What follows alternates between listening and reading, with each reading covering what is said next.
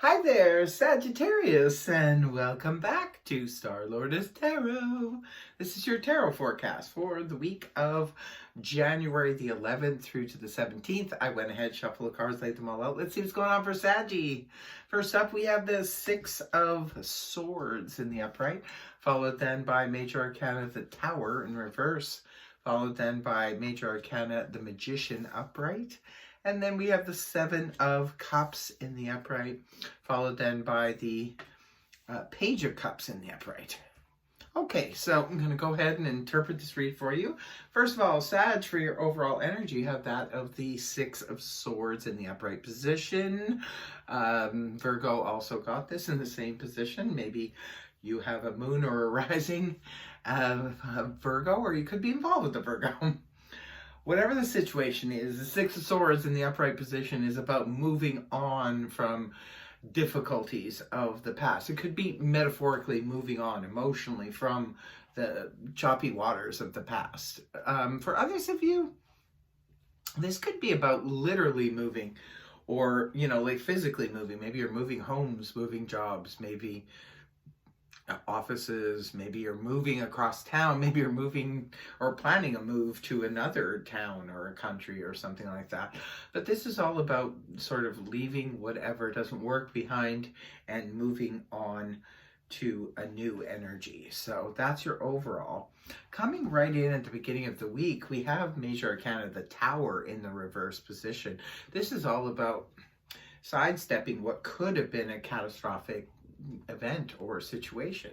So the Tower in the upright position can point to kaboom, sudden information, just comes and sort of takes you over and throws you for a loop. Sometimes the Tower in reverse can represent suppressed information, information that needs to come to the surface and it hasn't yet. It could just be under wraps, or it could be that you were dealing with a situation and maybe you did something different, or, the gods just took you out of that position and, made you take a different road, and you were like, phew, thank goodness I didn't go down that road. Could be that some of you walked away from a situation that was maybe destructive, or it could have been catastrophic to you if you had stayed on that road. You decided to move on. Could have been in a relationship with somebody that perhaps could have led to disaster or led to a bad situation, and you moved on from it and you're like, phew, that I'm glad I didn't stay there anymore. Or it could be, a work situation or even a travel situation. Perhaps you were planning on doing something, and like, say you were going to take your car, and it was an older car, and you were going to take it on a long trip, and then you realized afterwards that there was a problem with that car, and if you had taken it on the trip, it could have broken down and caused a big disaster for you. So it's that kind of thing, being able to sidestep what could have been a disastrous situation. So the threat, in a sense, passes you by. Now, the second card up is Major Arcana, the Magician, in the upright position. This is all about manifesting and staying focused upon the road ahead. So for some of you, maybe Sagittarius, some of you walked away from it or left a situation behind, and you're like, phew, okay, but now it leaves the future open for you. So whether it be from a job or a friendship or a relationship or whatever that you've managed to sidestep or walk away from, it could be now you have a lot of energy left to manifest what you want for your future now. So here you are, very focused. We all possess the ability to manifest these things. We all have the tools, and sometimes we just need to get into that mindset and pull up all of our confidence in order to do so and decide what we want to have for our future. This is all about figuring out what it is we need to do to bring about the future we want, right? Whether it be a small goal or a major goal, it all starts in the manifestation phase. So it looks like you're going to be manifesting something and putting your focus very much on that manifestation. And moving on towards the weekend, you might be manifesting multiple options or opportunities, because that's what the Seven of Cups is all about.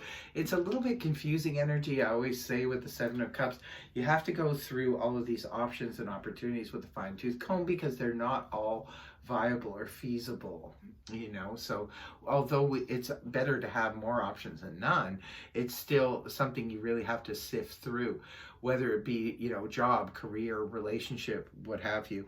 Maybe there's a lot of people perhaps interested in you, say for example if you're on the dating sites, but not all of them are, you know, a good match for you or the right person for you.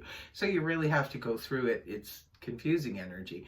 That's why you need to really sift through it, whether it be if you're looking for an apartment, you're looking for a job, a career direction, or a, you know, romantic partner. You really have to go through that very carefully. And then the last card you have is the Page of Cups in the upright position. Beautiful energy. I love the Page of Cups. Very sweet, very honest energy.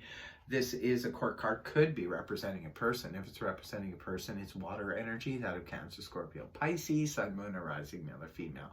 Sometimes the Page of Cups can represent an apology, heartfelt apology that comes from, you know, deep down. It can be also representative. Somebody has a crush on you. Say, for example, you are looking for other romantic partners.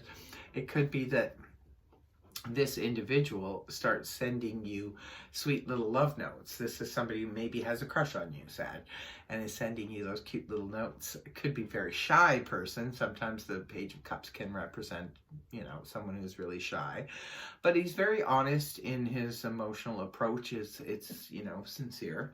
Sometimes the Page of Cups can represent a child or a grandchild or somebody who's just being incredibly sweet and, you know, sort of making your day, making your weekend. For some of you, maybe this is your own child, or this could be a child that you're perhaps, you know, babysitting over the weekend or something like that. And it's just really making you smile and making you feel really good on the emotional front. Now, remember, only take what resonates. If it doesn't resonate for you, it's not your reading. Just, you know, check your moon or your rising, or come back next week for the reading. If it resonates for you, you will know. But yeah, let's just recap this reading. It just looks like, you know, you're moving on from emotional difficulties of the past. You have a lot of options and a lot of opportunities coming up towards the weekend. Could be someone special. Maybe this one of the options here, it's cups, right? So it could be one of the options here is someone who's very sweet, very loyal, very sincere. It could also be representative of someone who's offering an apology. Maybe, you know, something happened. You could have maybe gone through a split or something like that with a person. Maybe they're coming back to apologize now, and they're being really honest and really sincere. And perhaps at this point, you're already, you know, barking up different trees, so to speak. You're like, I'm going to be looking for somebody else, and then here they come back with an apology. Could be the case for some of you. Others of you, this is someone new arriving on the scene who has a serious crush on Sagittarius. So, interesting reading. Please let me know in the comment section below if it resonated for you and how so. But that is your reading, Sagittarius. I really hope it helped you. If it did, please feel free to like, share, and subscribe, and I will see you next week. Bye-bye.